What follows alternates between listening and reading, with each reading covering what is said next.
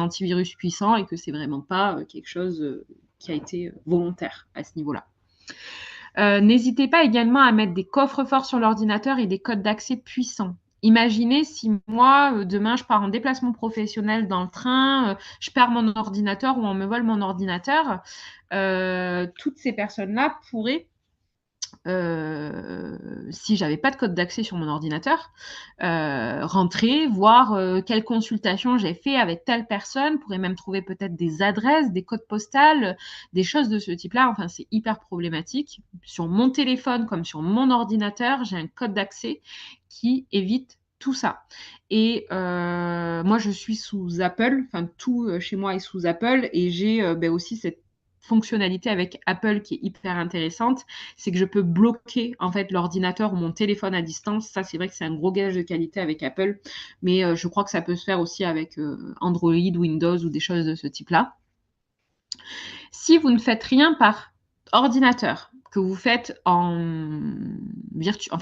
physique avec des blocs-notes et des choses de ce type-là, veillez à avoir, que ce soit chez vous ou à votre cabinet, une armoire qui ferme à clé et bien sûr ne pas laisser la clé sur l'armoire.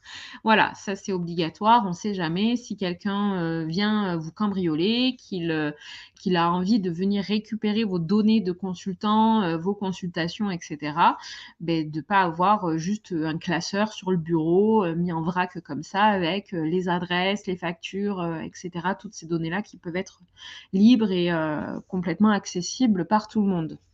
Donc faites attention à ça. Et moi, ce que je vous encourage de faire, bon, c'est pas la RGPD qui le dit, mais c'est quelque chose qui est toujours, je trouve, hyper intéressant, c'est quand je fais des anamnèses ou des comptes rendus ou des choses comme ça, que je prends des notes. Moi, je parle en langage codé. Bon, déjà, ça me fait gagner du temps à l'écriture. Mais je parle en langage codé. Par exemple, pour dire maladie auto-immune, je mets MAI. Pour dire force vitale, je mets FEV. Enfin, en fait, je fais des abréviations de tous les termes. Comme ça, au moins, parfois, même mon conjoint qui va tomber sur des notes à moi et qui me dit, mais je comprends pas ce qui est écrit, je sais pas si c'est à moi, si c'est à toi, des choses comme ça. Et au moins, il sait pas, voilà, il a du mal même à me relire moi. Donc ça, c'est hyper intéressant à avoir. Et puis les politiques, voilà, de confidentialité, donc avec des éléments à mentionner impérativement, donc décrire le mode de collecte de données, expliquer les finalités, les traitements des données.